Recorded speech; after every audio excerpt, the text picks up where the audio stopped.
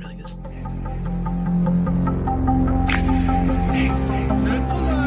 The Nick Cattle Show.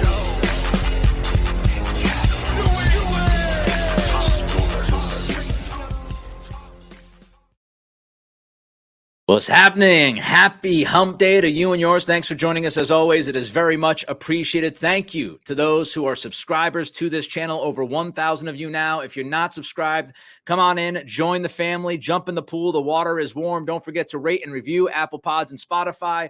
Also, if you're watching on YouTube, give us that thumbs up. Give us a like right there. Give us a comment if you would as well. And don't forget to subscribe. And again, join this family. Let's start with the quarterback position for the Patriots. At 2-7, everybody is thinking forward. At least I am. I think many of you are. I don't know if Belichick is, but we're thinking forward. We want to move this football down the field, right?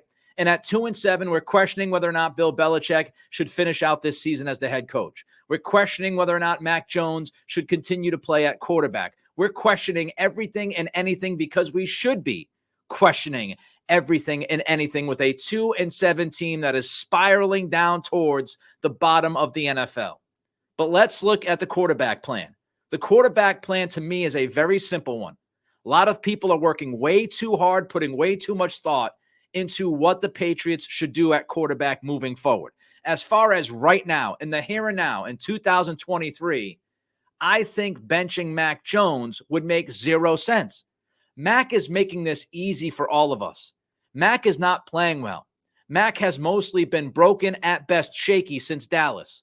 And with Mac playing this way, why would you want to bench him if you wouldn't mind seeing this team lose more games as we get to the end of the season?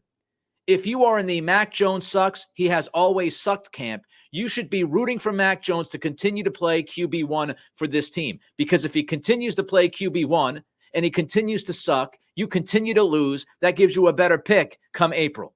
So even the people that hate Mac Jones, can't stand him, you should be rooting for him to be playing. You should actually be cheering him on to play each and every single week. Aside from a complete turnaround, and I put that at about 2%, and I might be being generous. Aside from a complete turnaround with Mac, given the current circumstances, given with how shaky he has looked, there's no doubt he's a quarterback that lacks confidence right now, lacks trust, lacks footwork, lacks mechanics consistently.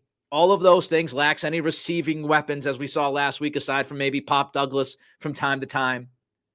So if you're looking at Mac right now, you give him about, me personally, a 2% chance of turning this season around for himself individually. But aside from that complete turnaround, here's the plan moving forward.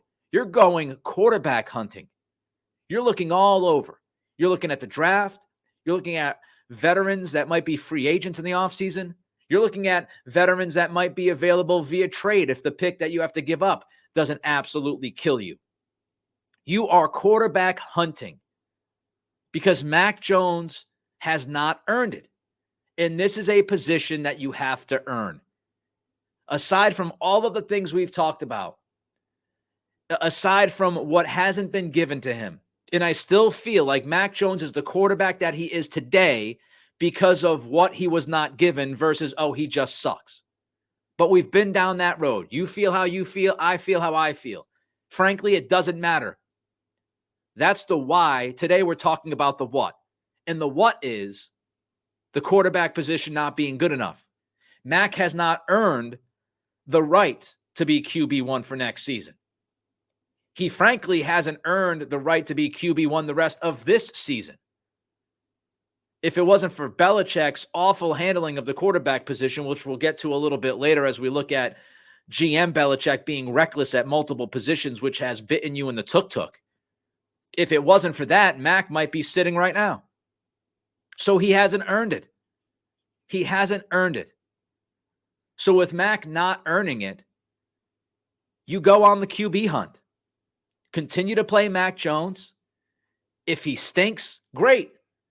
You have a better shot at a top pick. If he turns it around and plays better, I still don't think you're good enough to consistently win games.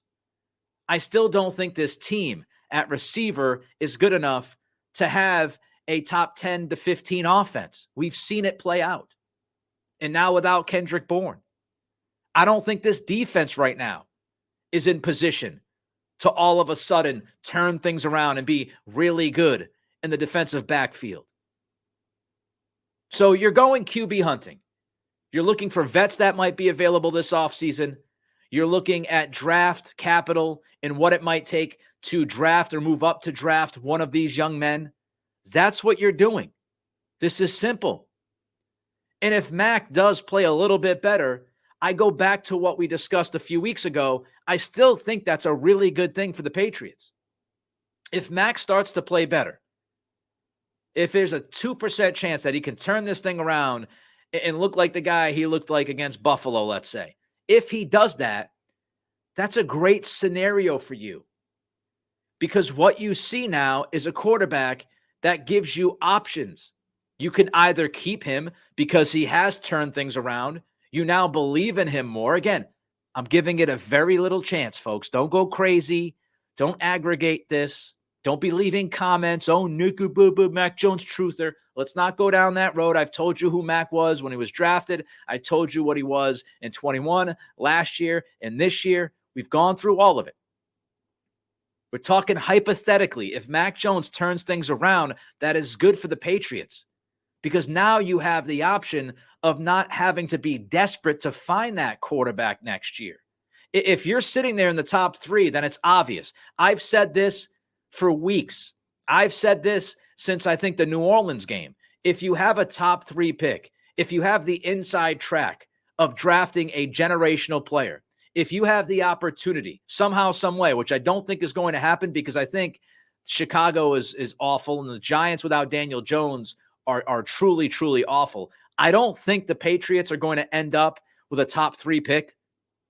But if you do end up with a top 3 pick and you have the inside track of somehow, some way drafting a Drake May from North Kakalaka, then you do it.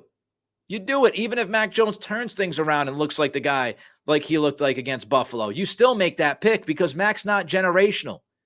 Mac doesn't have, to me, a chance. And I've always said this. I don't see Mac Jones as a top 10 quarterback in the league. If you thought about the very best he could be, I never had him as a top 10 guy. Never thought he would be that guy. If you have a chance to draft one of those guys, then you do it every single time. And so when you were looking there, unless you have already an elite playmaker at quarterback, unless you have somebody that is already considered a top 5 guy, top 8 guy, then you should always entertain the idea of drafting that kind of a quarterback.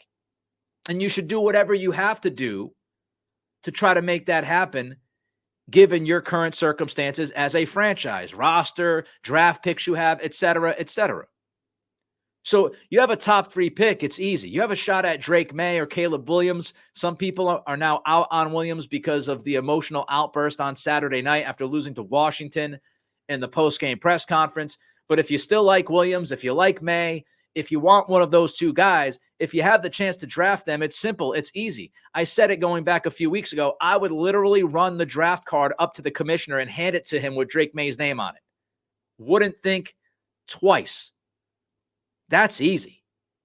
But if Mac turns things around and you don't have that top 3 pick, if it's not that easy, if it's not a guarantee that you can draft that next guy, if you're drafting somebody that might be that next guy, but you're not totally sure he's going to be the next guy, then having Mac Jones around to compete with that new draft pick makes sense. Going out and signing a free agent, a vet, and keeping Mac around makes sense. If Mac builds his value, you continue to lose games, you have an opportunity to draft Williams or May, or maybe there's another quarterback that you like, McCarthy, Penix, Ewers, whichever one you want to throw out there.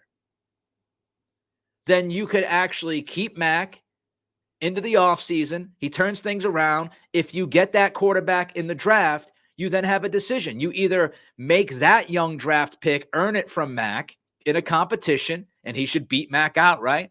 And if he beats Mac out, then you pivot and you deal Mac. Part of this quarterback hunting, me personally, I'm keeping Mac Jones around.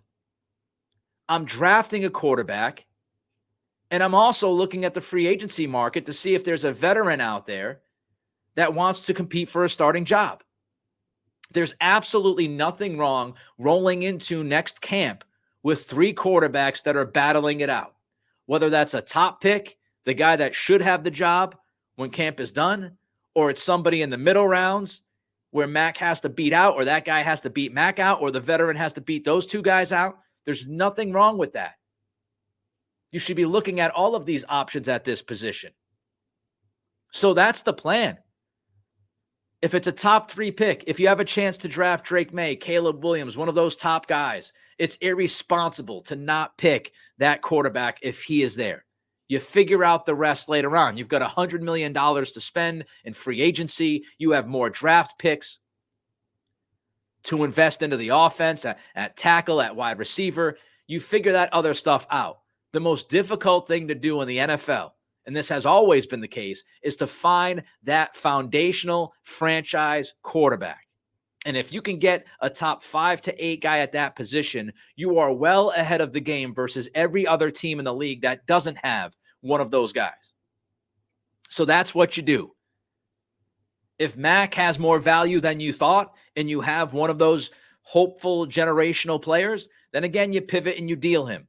If he has no value and you don't end up with one of those guys, you have a quarterback competition. There's a lot to fix on offense, but that's what I'm doing. The quarterback plan moving forward to me is simple and it's clear. You play Mac Jones the rest of this season. You go into the offseason quarterback hunting. If Mac Jones all of a sudden turns things around, it looks great. Then you bring in a veteran backup for him and you say he looked great, and you surround Mac with weapons that you bring in via the draft and free agency. Aside from that 2% chance of happening, and Mac doesn't turn things around. If you have a top pick, an inside track on a top quarterback, a guy who could be generational, you run the card up there and you draft that guy. If you don't have that shot, then you draft somebody in the middle rounds that might have a chance, a Derek Carr type, a Jalen Hurts type. You draft one of those guys in the 2nd or 3rd round, 4th round, and then you have that guy compete with Mac and maybe even a veteran. That's what you do. That's how you handle the quarterback position moving forward. I know everybody wants to throw Mac Jones out the window right now, but that's what I'm doing. All right, speaking of the quarterback position, we'll dive into how Belichick has continued to not have a backup plan for that position and many other positions. But first, over 1,000 subscribers. I appreciate you. On to the next goal, right? We continue to build this community. We continue to add to the family. Thank you for joining us over the past few days. If you have, thank you for being an OG. If you've been an OG with the program, don't forget to join the family. Subscribe on YouTube. Also, you can subscribe on Apple Pods and Spotify. Rate and review there as well. Give us that thumbs up on YouTube. All the thumbs helps us. It takes a second of your time, means the world to us. So give us that thumbs up and drop a comment in. I want your thoughts. I want your quarterback plan. What would you do if you were the New England Patriots at quarterback? Do you agree with my plan and what I would do? All right, let's get to Belichick, his reckless handling of multiple positions. And really, from 30,000 feet, you could see all of the damage that Belichick's lack of preparation, which is, it's truly amazing to say this when you think about how many years we spent talking about Belichick always being prepared, especially as a head coach, always prepared, always ready for the next turn, always ahead of schedule. When you look at this roster and you look back to the last 5, 6, 7 years and the mishandling of multiple positions, not having a clear plan to move forward at these positions is why you are 2-7 today. It's why you have a thin roster. It's why you have a roster that can't play good football when it loses a single wide receiver. It can't play good football when it loses 2 defensive guys, including one of them being a rookie. And you just look at some of this. You know, the Patriots, they're in position for a top pick.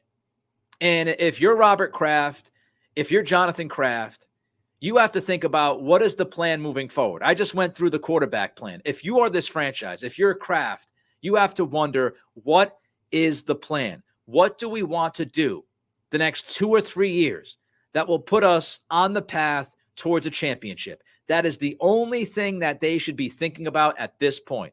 Ownership should be thinking about a 3-year plan. How do we get back to the top? How do we truly contend for the next 8 to 10 years by year 3 of that plan? What do we have to do? Belichick's biggest weakness to me as a GM has been his inability to pivot and or replace guys that are leaving. It's truly astounding. I'll give you some examples. Look at free safety this year. What's happening at free safety right now? They're literally throwing dudes out there up against the wall. Marte Mapu is playing out of position. He's blown coverages twice the last 2 weeks because he's playing on the deep end and he's completely lost. Think about all the guys that they have thrown out there at free safety. They've taken away Kyle Duggar's opportunity in the box, which is where he's at his best. That they've put him in a place where he's not comfortable and he's not nearly as good. You've got Duggar, you've got Jabril Peppers, you've got Mapu, you've thrown Jalen Mills out there from time to time. It shouldn't be that way. There was no clear plan to replace Devin McCourty. It was, well, we have a bunch of guys and let's throw them out there. And if you were drafting Mapu to replace McCourty, you're doing it wrong. Again, Mapu at Sacramento State was a linebacker. He was a guy that was playing. Yeah, he played safety and stuff like that too at times, but he played in the box. He played near the line of scrimmage. So if you drafted Mapu to replace Devin McCourty, then you misevaluated the player, or at least you didn't understand that it might take him a year or two to truly develop to become maybe, 70%, 80% of what Devin was. And so your plan was to take all of these safeties on your roster, really none of them free safeties, and just see if they could figure it out. It's ridiculous. How about tight end? Go back. You knew Rob Gronkowski wanted out. You knew Gronk was at the end. You knew it. Everybody knew it. You had the opportunity to trade Gronk. You decided not to. And then you had no plan, which then you had to go into a draft and force yourself to take 2 tight ends in that draft. You swung and missed on both of them, Keen and Asiasi, both swings and misses. Keen never could be healthy. Who knows? He might have worked out. But you swung and missed on 2 draft picks, which then it forced your hand to overspend in free agency to bring in Hunter Henry and Jonnu Smith. You didn't deploy Smith correctly, as Arthur Smith has done, both in Tennessee and in Atlanta now. So you wasted the money on Jonnu Smith. You haven't gotten enough out of Hunter Henry. You've gotten some out of Henry, but you haven't gotten enough out of him for what you paid. And now look at this year at tight end. All 3 of the tight ends on this roster are free agents at the end of this year. What is your tight end plan, Bill? What is it? You didn't draft a tight end in April. So what is your plan at that position? You weren't ready for Gronk's departure somehow. You messed up the draft with the 2 young tight ends. You hit 1 out of 2 in free agency when you spent a boatload of money on that position.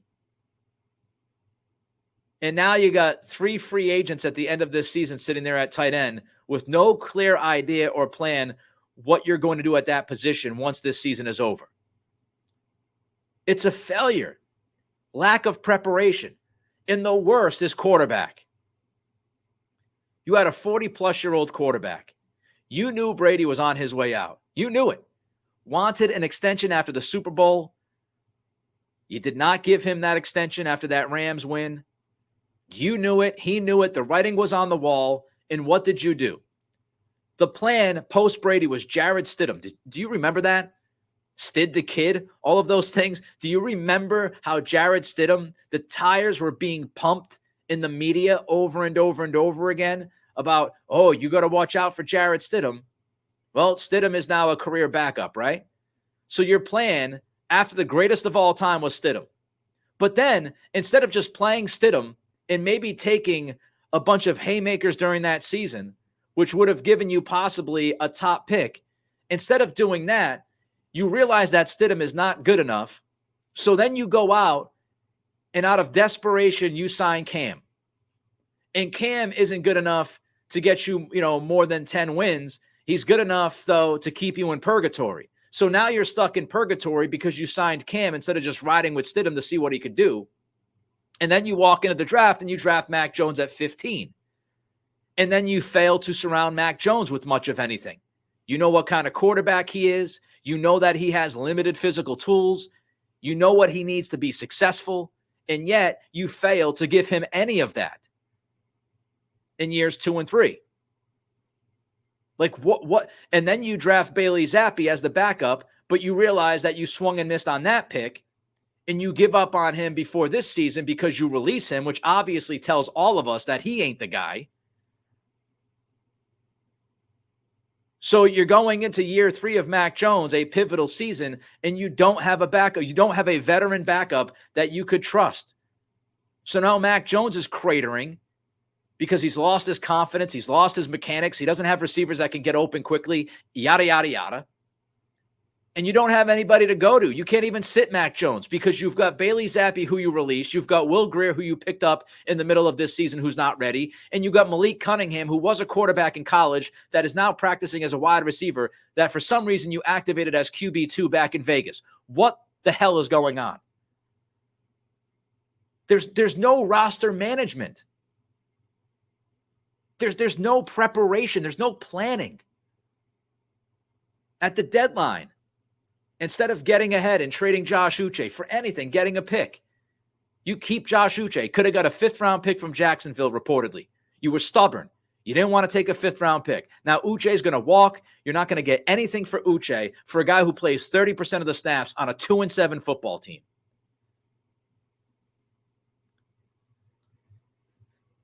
None of it makes sense. All right, we've got some Red Sox free agency news. We'll get to that in a minute. Again, over 1,000 subscribers. I appreciate you. I love you. If you haven't joined the family, join the family. Getting ready for the holidays. We'll leave a seat at the table for you. Rate and review Apple Pods and Spotify.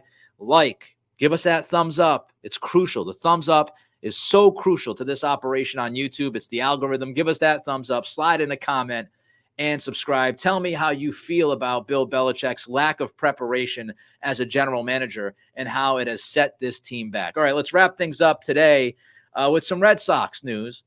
John Morosi yesterday reported that the Red Sox met with Jordan Montgomery's representatives in Arizona. The winter meetings kind of going on. And, part of it is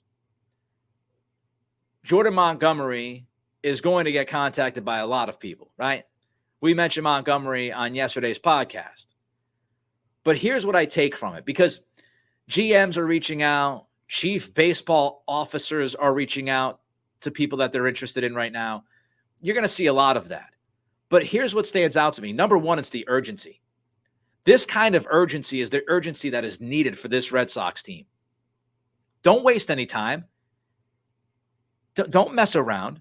If you're interested, pick up the phone, give him a call, go out and meet his representation and see what it's going to take to sign a guy like Montgomery.